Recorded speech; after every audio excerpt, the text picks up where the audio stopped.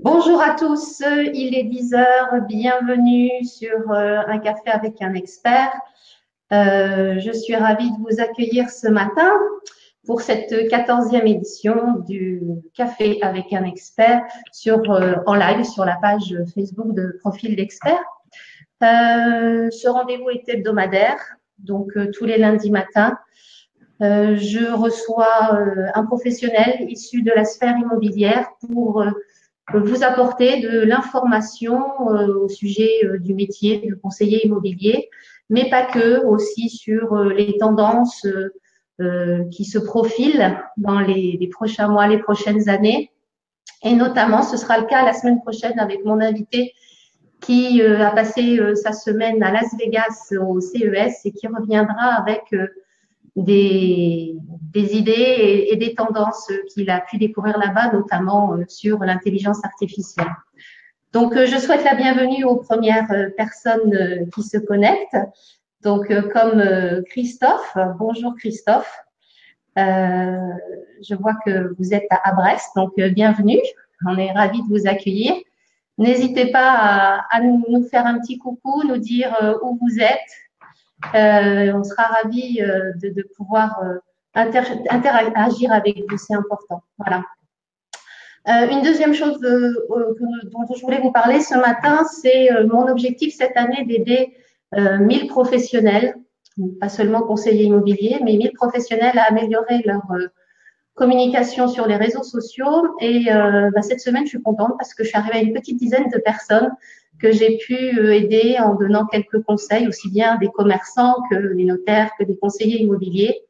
Donc, je crois que les réseaux sociaux, c'est vrai que beaucoup de gens se posent beaucoup de questions sur comment faire, essayer de faire simplement les choses. Et aussi, ce qui est important, c'est de les faire en étant organisé, mais surtout en sachant pourquoi vous le faites. Donc, ça, c'est très important. Et souvent, les questions sont sur ce point-là. Donc, si vous voulez que je vous apporte mon soutien, que je vous aide cette année pour améliorer votre communication digitale, je mettrai un lien sur cette vidéo à la fin du café pour qu'on puisse prendre rendez-vous ensemble et en discuter. Voilà. Donc, je dis… Ah, alors écoutez, nous avons aussi Patricia.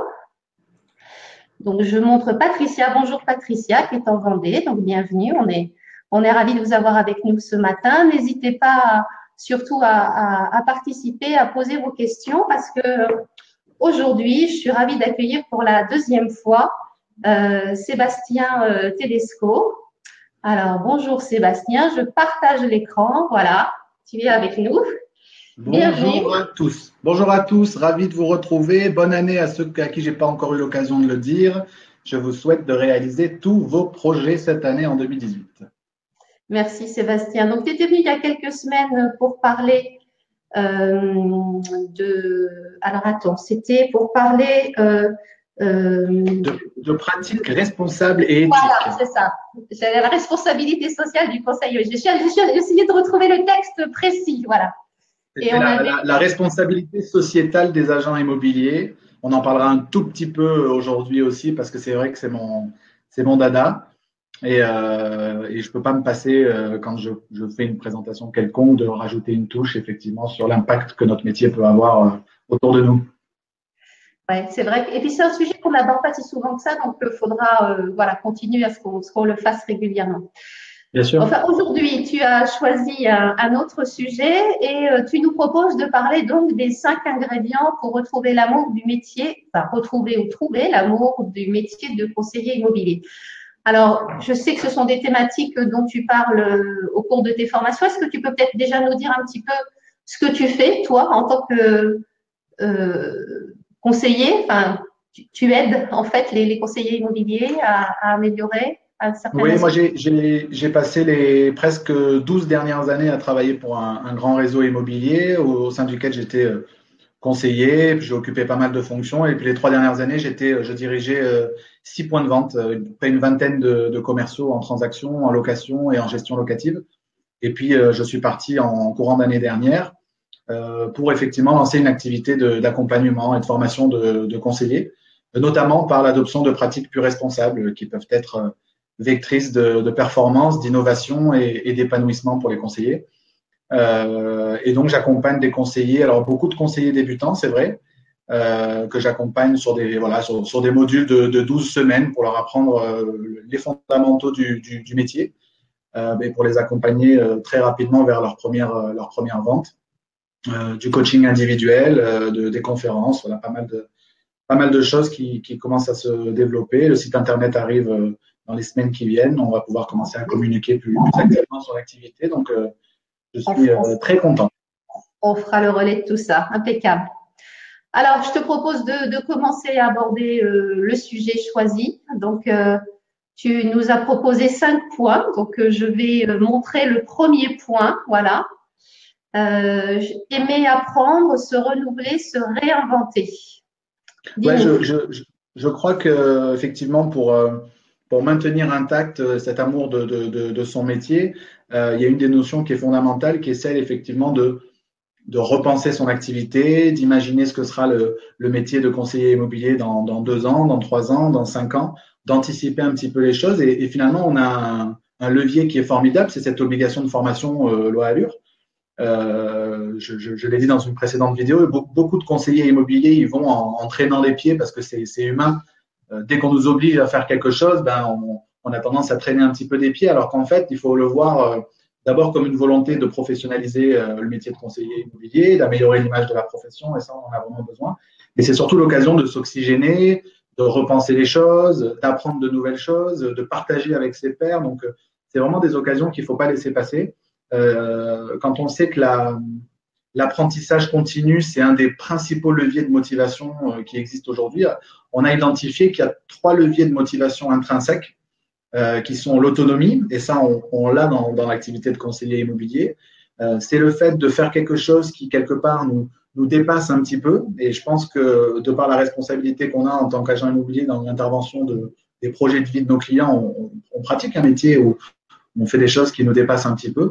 Et le 3e levier, c'est l'apprentissage continu. Donc ça, c'est hyper important parce que c'est un vrai levier de motivation d'apprendre toujours plus, de s'améliorer. Ce qu'on est en train de faire là pour des conseillers immobiliers, ça fait partie des choses qui peuvent être utiles, et j'espère que ce sera utile pour des agents, pour se poser les bonnes questions, repenser un petit peu les choses, faire de la veille, voilà, s'abonner à des blogs, à des newsletters, etc., pour recevoir de l'information sur le métier, en savoir toujours plus, pour apporter toujours plus à nos clients. Ça, je crois que c'est vraiment un des points très, très importants si on veut garder vraiment la passion du métier. C'est clair que se renouveler, aimer apprendre, réinventer, c'est aussi dans le partage. C'est-à-dire que c'est pas quelque chose. Alors, on peut lire, on peut s'informer, mais c'est toujours enrichissant d'aller confronter des techniques, des choses qu'on a pu lire avec d'autres. Et donc, la rencontre au sein de formations, alors obligatoire ou pas, ce qui est bien, c'est de s'ouvrir un peu quelquefois à d'autres formations que celles Oui. qu'on nous oblige à faire et Oui. d'être curieux. Voilà, ça c'est important, je crois. Ça, j'insiste souvent dessus, c'est que, enfin, j'essaye, moi, en tout cas, dans la pratique de mon métier, de me former ou de m'informer sur toute autre chose et d'essayer de voir en quoi ces pratiques qui peuvent exister dans d'autres métiers peuvent être appliquées à notre métier à nous. Et je pense que le métier de conseiller immobilier, il gagnerait fortement à s'inspirer de ce qui peut se faire dans d'autres métiers, dans le cadre de la relation client, dans le cadre de l'utilisation des nouvelles technologies, etc., et de voir comment ça peut être appliqué à notre métier. C'est aussi important de ne pas rester, j'allais dire, consanguin en conseiller immobilier, mais de s'ouvrir un petit peu aussi à d'autres choses et à d'autres méthodes. C'est vrai que moi, je me rends compte notamment au sein de la communication digitale que c'est quelquefois quand même très routinier la façon de partager des choses et que peu sont nombreux les agents qui ont une approche un peu différente et surtout une approche tournée vers les personnes, vers leur public. Quelquefois, on a tendance dans plein de métiers à se mettre d'abord soi en avant, etc. Et en fait, voilà, en apprenant, ça permet aussi souvent d'être plus serein soi sur les compétences qu'on a et du coup être beaucoup plus ouvert aux autres aussi de façon commerciale, je pense. C'est important ce que tu dis là parce que des fois, en voulant expliquer aux gens, à nos clients, à nos prospects, comment on travaille et ce qu'on peut leur apporter, on croit qu'on a un discours qui est tourné vers le client alors qu'en fait, on a un discours qui est tourné vers soi en disant je vais faire ça pour vous, moi je vais mettre en place telle et telle chose. En fait, on parle toujours au jeu. Donc, il faut vraiment inverser aussi ça et parler vraiment en bénéfice pour le client, que ça va lui apporter à terme Parce que le client, finalement, la manière dont vous le faites, ça lui importe peu tant qu'il obtient ce dont il a besoin, qui est la sérénité, la tranquillité, la confiance, etc. Donc, dans le discours, ça se joue parfois à peu de choses. Ouais, plus on maîtrise, plus on est performant, ça c'est clair. Donc, ça, c'était pour le premier point. On passe au second. Ouais. Alors, le second point, c'est aimer ses partenaires. Oui, c'est une notion que j'aborde souvent. Moi, je donne un conseil généralement à mes élèves ou à l'époque à mes collaborateurs, c'est de se constituer un staff de ressources mobilisables, de gens sur lesquels on va pouvoir s'appuyer, et notamment dans 3 dimensions fondamentales, dans le domaine technique, dans des domaines commerciaux et dans les domaines psychologiques. Donc, généralement, ce que je demande à mes élèves, à mes apprenants, c'est de se constituer un staff de 10 personnes dans le champ technique. Donc, ça peut être des artisans, des diagnostiqueurs, des déménageurs, des architectes. Ça peut être voilà, toutes ces ressources techniques sur lesquelles on peut s'appuyer parce qu'on ne peut pas être expert dans tout. Et je pense que le client est très friand de savoir que vous avez derrière vous des gens qui sont capables d'apporter toute leur expertise technique.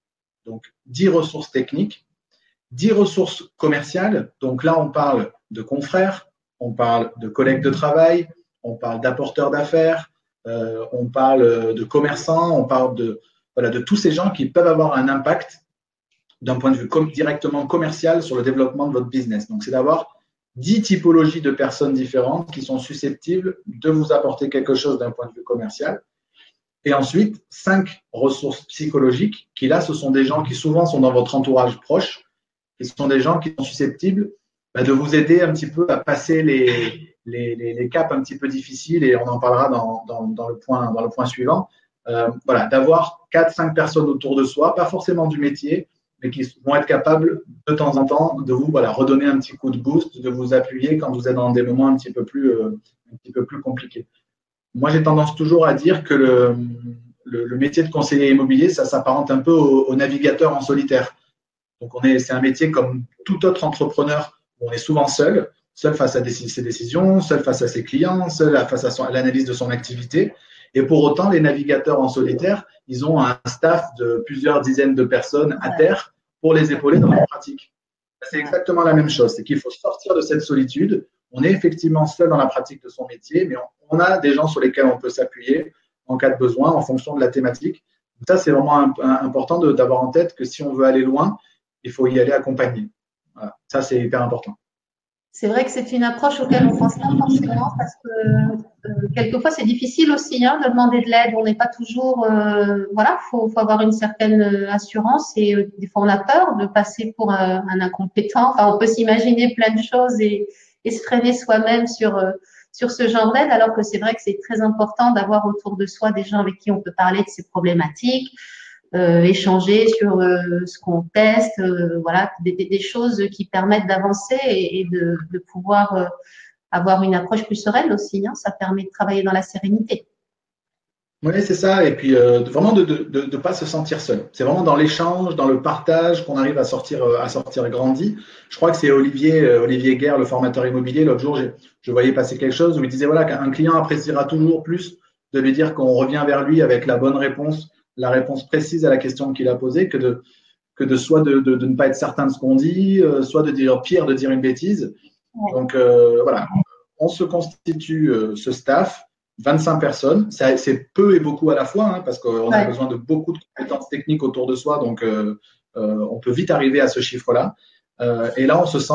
et c'est un des premiers trucs que je demande à faire aux gens qui débutent dans le métier, c'est vraiment tout de suite d'identifier les gens sur lesquels ils vont pouvoir s'appuyer dans tous les domaines, parce que c'est vraiment appréciable et c'est un vrai vecteur de développement de son activité.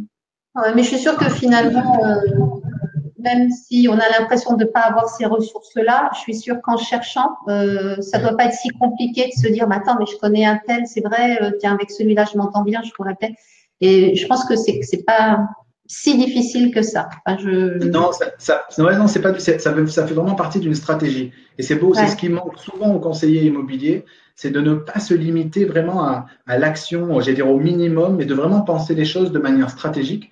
Quand on parle d'immobilier, on parle de vente complexe. Et quand on est en vente complexe, on a besoin beaucoup plus de compétences stratégiques que de compétences transactionnelles. C'est-à-dire que c'est un peu fini l'image de dire bah, si j'ai un peu de bagou, je vais pouvoir réussir à faire du commerce, etc. Je n'ai pas envie de ça. Et du coup, ça demande maintenant des compétences stratégiques. Et donc, ça fait partie des choses qu'il faut savoir mettre en place d'un point de vue stratégique et pas juste se limiter à dire bon, bah, ça y est, je me lance, je pars en prospection, voilà, je pars avec les clients. Non, c'est important de temps en temps de poser son activité et de la structurer parce que les conseillers immobiliers sont des entrepreneurs comme les autres. Mais alors, aimer ses partenaires, c'est aussi être disponible pour eux, c'est-à-dire que c'est à double sens. Hein. C'est pas seulement des ressources, mais ce sont aussi des personnes pour qui on sait être présent quand eux ont besoin de notre ressource. Alors là, par contre, il faut faire jouer le principe de réciprocité à son maximum. Donc, c'est donner tout autant à ses partenaires si on veut pouvoir obtenir quelque chose en retour. Et c'est aussi d'être au clair avec la raison pour laquelle on fait ce métier, les valeurs qu'on veut mettre en avant, parce que on va forcément aller chercher des partenaires avec qui on va partager cette vision-là. Et dès qu'on est raccord et dès qu'on est connecté avec ses partenaires du point de vue des valeurs ou du point de vue de ce qu'on a envie d'apporter aux clients, chacun dans nos métiers respectifs, après, ça roule tout seul parce qu'on est quand même en train de parler de recommandations d'une certaine personne. Ouais. Et quand on recommande, on aime bien être sûr de qui on recommande aussi, quoi. Très bien. Donc, je vous rappelle qu'on est en direct. Donc, si vous avez des questions ou des commentaires pour Sébastien, vous n'hésitez pas à les mettre dans le fil. Le troisième point que nous abordons parmi ces 5 points, le troisième, c'est s'aimer en toutes circonstances. Alors, celui-là n'est pas évident forcément tous les jours. Non, c'est peut-être un des plus difficiles à mettre en place. On en avait discuté, il y a des gens qui sont spécialisés dans ce type de questions-là parce que bon, il y a des gens qui font de l'accompagnement pour développer la confiance en soi, l'estime de soi, etc. Mais j'essaye toujours de faire, quand je recrutais les gens ou même quand les gens débutent dans le métier, je fais un peu de non-vente. Je leur explique quand même, parmi les premières choses que je leur explique, c'est que c'est un métier qui est composé à 90% d'échecs. On ne vend pas à chaque visite, on ne rentre pas tous les mandats que l'on va voir, on ne réussit pas tous ces appels en prospection téléphonique, on ne revient pas toujours avec une information de prospection, etc. Donc, si on n'est pas en capacité d'être résilient face à l'échec, on peut vite être en difficulté. Donc, ce qui est hyper important, c'est d'apprendre à dissocier, j'allais dire, son être professionnel, c'est-à-dire celui que je suis quand je pratique mon métier, et parfois ça ne marche pas toujours. Et donc, je me remets en question, je me remets en cause et j'essaie de progresser. Et la personne que je suis fondamentalement. Quand je manageais des équipes, je peux te garantir que c'était un peu le bureau des pleurs régulièrement parce que c'est sûr, des fois, les semaines ne sont pas simples. On n'a pas atteint nos objectifs, on n'a pas de réponse à ces questions, on ne comprend pas bien ce qui se passe. Et donc, j'étais là pour essayer de leur faire prendre conscience qu'il y avait effectivement probablement des choses à améliorer, mais que ça ne remettait absolument pas en cause qui ils sont. Et c'est pas toujours simple quand on est entrepreneur d'apprendre à dissocier ce que je vis en tant qu'entrepreneur, mes échecs et mes réussites, et puis ce que je suis fondamentalement. Et ça, c'est une notion qui est importante et se faire accompagner dans ce cadre-là, pas forcément par un professionnel de l'immobilier d'ailleurs, c'est quand même plutôt appréciable et ça rejoint le point précédent d'être entouré de gens autour de soi qui sont capables aussi de nous valoriser ou de tempérer parfois les choses quand on se pose des questions, de dire OK, ça n'a pas marché, mais ça ne veut pas dire que tu es un nul, quoi. Et la bienveillance là-dedans est importante parce que c'est important d'être bienveillant avec soi et d'être bienveillant avec les autres. S'aimer, c'est aussi s'aimer avec ses qualités et ses défauts, et aimer les autres avec leurs qualités et les défauts comme ils sont. C'est pas toujours évident. Et ça demande un petit peu d'effort quelquefois, et même vis-à-vis de soi, savoir être indulgent quelquefois quand on s'est mis des challenges, quand on essaye de mettre en place des choses. Et voilà. Mais c'est vrai que du coup, d'être entouré, comme tu l'as dit, d'aimer ses partenaires et d'être entouré de partenaires, moi, ça me semble vraiment une idée intéressante, complémentaire de ce point-là, s'aimer en toutes circonstances. Oui, et puis c'est aussi une question de maturité. Et c'est là où parfois certains conseillers immobiliers très jeunes sont souvent en difficulté quand c'est une première expérience professionnelle, parce que se confronter à cette première expérience professionnelle dans un secteur qui est très concurrentiel, avec une forte pression sur les honoraires, des clients qui ne sont pas toujours simples, etc., ça peut être une première expérience professionnelle un peu compliquée parfois. Et donc, je suis toujours vigilant pour bien expliquer, bien faire de la pédagogie en amont sur le fait que oui, il va y avoir des échecs parce que c'est de toute façon inhérent au métier, mais que c'est important d'avoir ce recul-là. Et c'est pas toujours très simple quand on est jeune ou quand on est un peu isolé. Non, c'est vrai que de s'entourer, c'est important et puis voilà, d'aimer les choses que l'on fait et d'aimer l'environnement qu'on se crée aussi. Voilà, c'est ça, d'avoir un environnement confortable dans lequel on se sente bien. Ouais. Alors, le point suivant, qui est le 4e, c'est aimer le projet de vie de ses clients. Ça, c'est un joli point aussi. Oui, mais c'est en fait, pour moi, c'est le cœur du réacteur. Ce sont des terminologies qu'on entend beaucoup aujourd'hui. Il faut aimer ses clients, il faut leur apporter toujours plus, etc. C'est vrai. Nous, on a une réalité dans le métier, c'est que en tant que conseiller immobilier, on est vraiment des partenaires sur des moments de vie. On accompagne la transition parfois dans des moments qui sont parfois heureux, parfois malheureux. C'est ce qui fait notre responsabilité de conseiller immobilier, c'est ce qui fait la noblesse de ce métier. Et si dans tout ça, on n'a pas l'amour du projet de ses clients, et ça s'applique quel que soit le métier d'ailleurs, hein, voilà, si on ne tient pas compte des enjeux émotionnels qu'il y a derrière tout ça, il n'y a pas un projet de vie aussi chargé d'émotions que les projets qui sont liés à l'habitat, que ce soit un projet de vente, un projet d'achat, et quelles que soient les circonstances dans lesquelles ça s'opère. Et quand c'est complexe d'un point de vue émotionnel, c'est de notre responsabilité d'agent immobilier. Et là, je reviens à la responsabilité sociétale de l'agent immobilier. C'est de notre responsabilité de tenir compte de ces émotions-là. Moi, c'est une dimension que j'utilise beaucoup, par exemple, quand je fais des formations sur l'avis de valeur, sur la remise de l'estimation.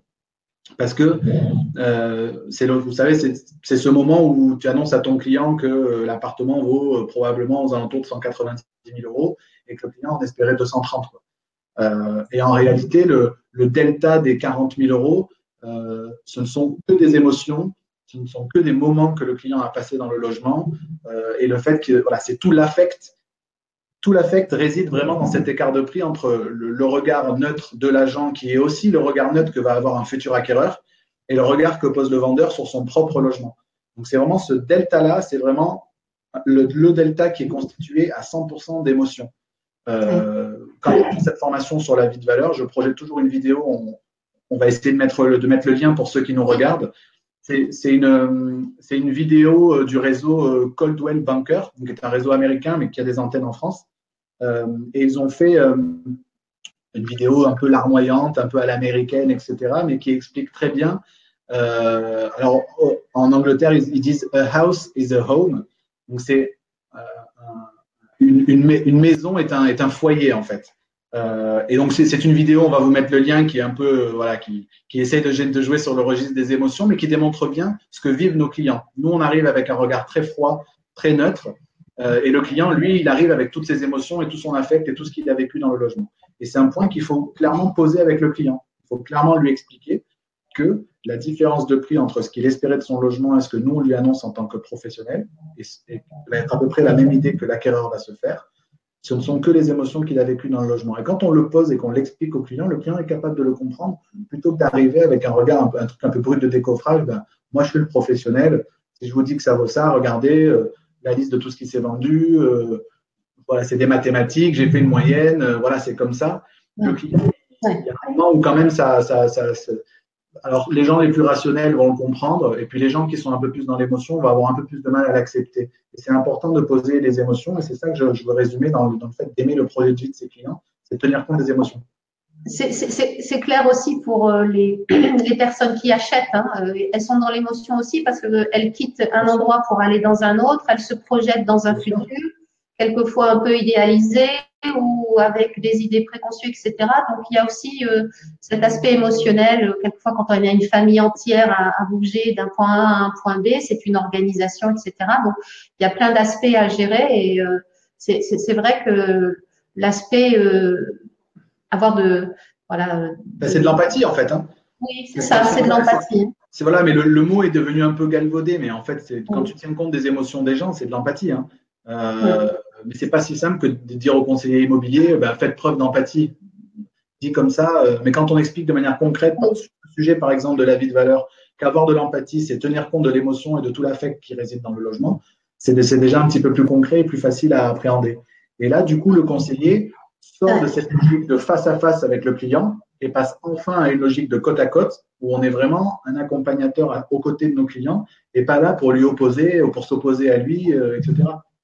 Et ça, d'ailleurs, c'est des sujets forts, des contenus forts à mettre en ligne sur les réseaux sociaux. Ça, c'est vraiment un beau sujet sur lequel faire des vidéos, des photos, des articles, parce que là, du coup, on est vraiment à parler à sa cible, quoi, hein, et montrer qu'on comprend la situation. Donc ça, c'est super important.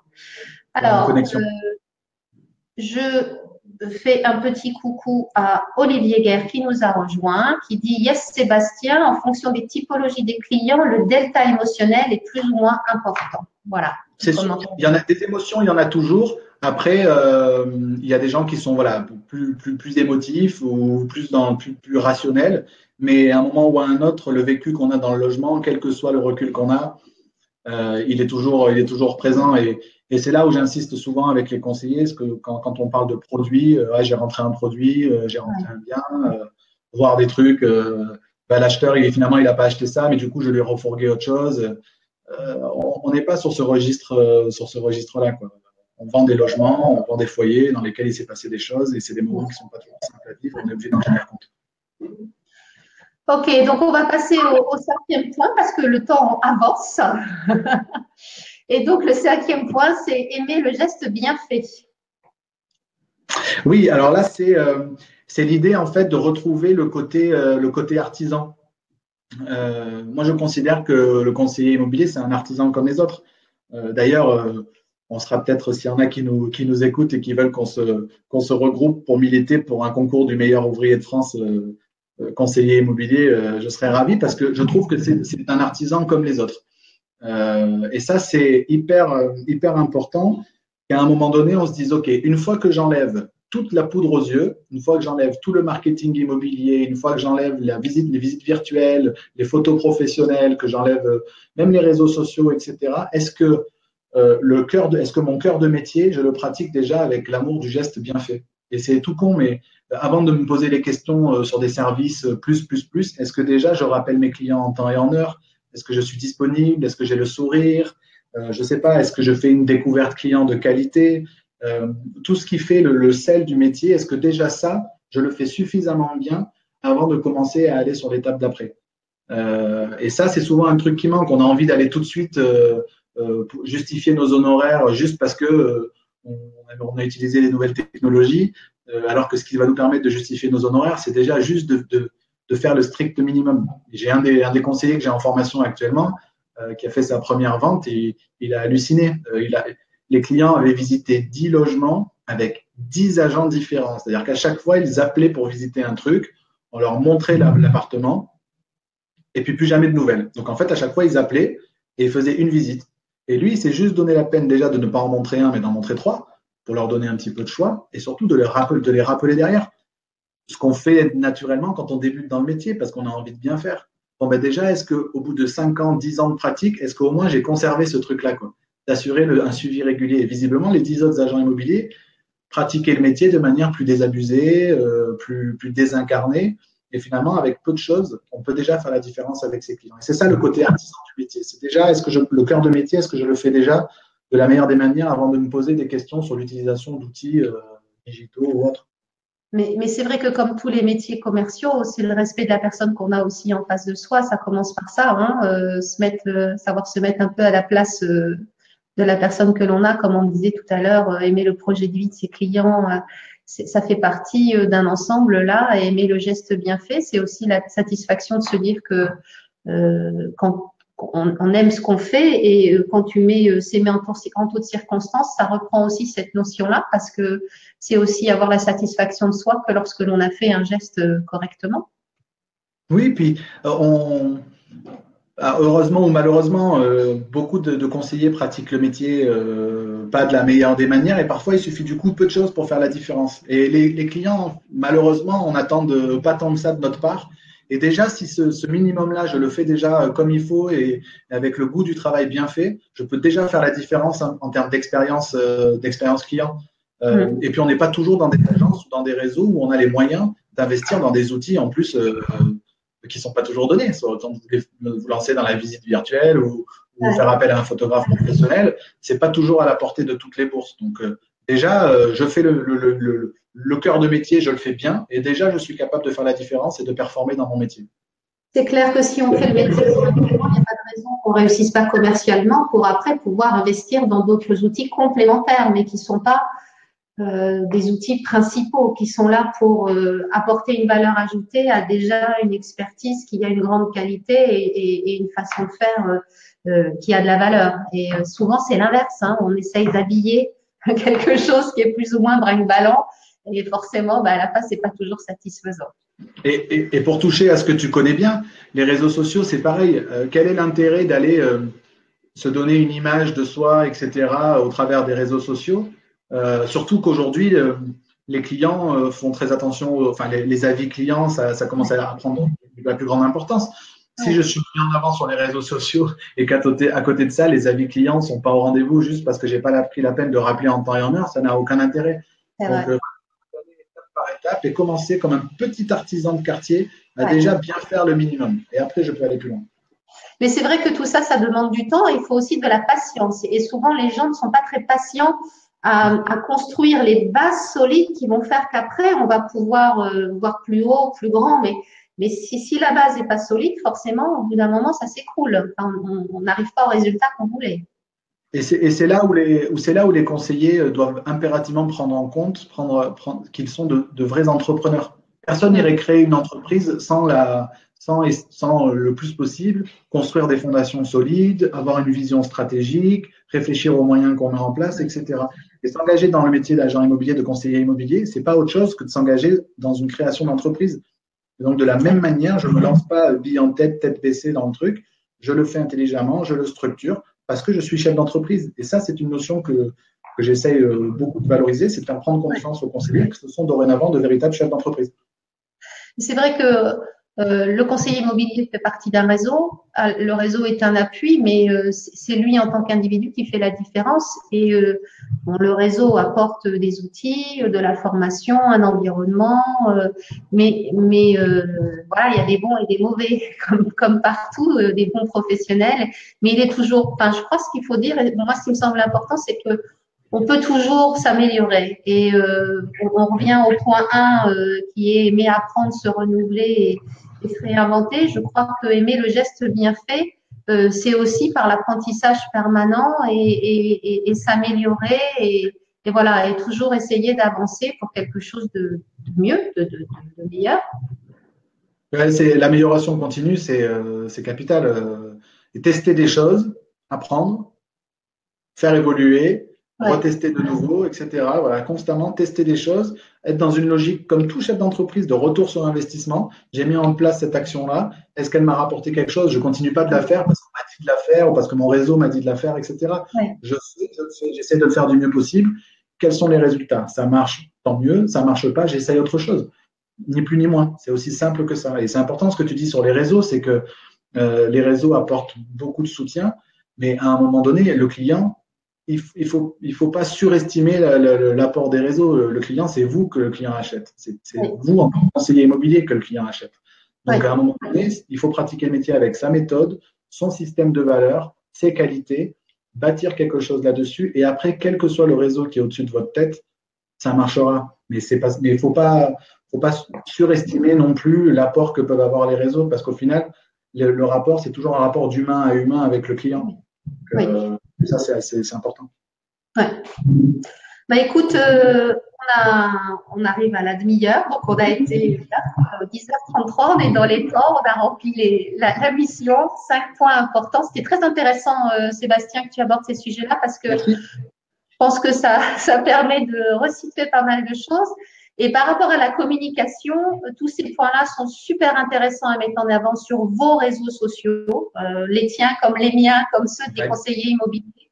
C'est-à-dire savoir dire qu'on a de l'empathie, savoir dire qu'on s'est écouté, savoir dire qu'on aime les projets des clients que l'on a en face de soi et savoir surtout mettre en avant le client, le prospect, savoir être à l'écoute et être tourné vers lui. Je crois que c'est quelque chose que quelquefois on ne fait pas assez et qu'on est là des fois à être dans le push. Là, on essaye d'aller vers lui, pas toujours de la bonne façon. Donc voilà, c'était super intéressant. Bon, je fais un coucou à Olivier, Christophe, tous les gens qui se sont connectés. Eh ben, écoute, Un grand bonjour et une bonne il y a année. Patricia qui est toujours là aussi. On a eu des likes pendant le live, donc je suis ravie parce que finalement, toutes les semaines, on a des personnes qui nous retrouvent et ça, je voulais tous vous remercier. Ça fait toujours chaud au cœur de savoir qu'on est suivi et que ce qu'on fait intéresse. Donc, merci beaucoup. Sébastien, alors, Patricia qui nous remercie. Alors, attendez, je vais Merci vous montrer Patricia. derrière. Patricia, merci beaucoup, ne rien lâcher. Donc, Patricia, bonne semaine et puis mise en application. Ça, c'est important aussi, hein, parce que quelquefois, on écoute, on lit, on regarde, on se dit, il faut que je le fasse. Mais voilà, il faut mettre en application et ça demande de l'énergie aussi, ça. Donc, c'est important d'appliquer. Très important. Et puis, Olivier qui nous remercie. Voilà, donc on te souhaite une bonne semaine, Olivier. Écoute, merci beaucoup, Sébastien. Merci à toi. Le café avec un expert est ouvert quand tu veux. Tu sais bien qu'on est toujours ravis de t'avoir. Christophe nous remercie aussi. Donc, bonne Merci semaine. Christophe. Voilà, moi alors je vous dis à la semaine prochaine avec un autre invité qui s'appelle Max Malik Aleg, qui est un créateur d'une start-up qui s'appelle Byding et qui propose la vente et la location de biens immobiliers aux enchères. Et en fait, ce créateur de start-up est très impliqué dans la vie immobilière et il était notamment à Las Vegas cette semaine et il viendra nous parler la semaine prochaine d'intelligence artificielle, de nouvelles technologies, de ce qui va un petit peu révolutionner l'immobilier dans les prochaines années, les prochains mois. Voilà. Quant à moi, je vous souhaite une bonne semaine. Sébastien, je repartage l'écran avec toi. Bye bye. Bonne semaine à toi. À la prochaine. Merci. Bonne semaine à tout le monde. Merci de ta venue ce matin. Bonne semaine à tous. On se retrouve la semaine prochaine. Et puis, d'ici là, pensez à liker, commenter, partager cette vidéo si vous pensez que d'autres peuvent en bénéficier. Et puis, bonne semaine. À bientôt. Au revoir.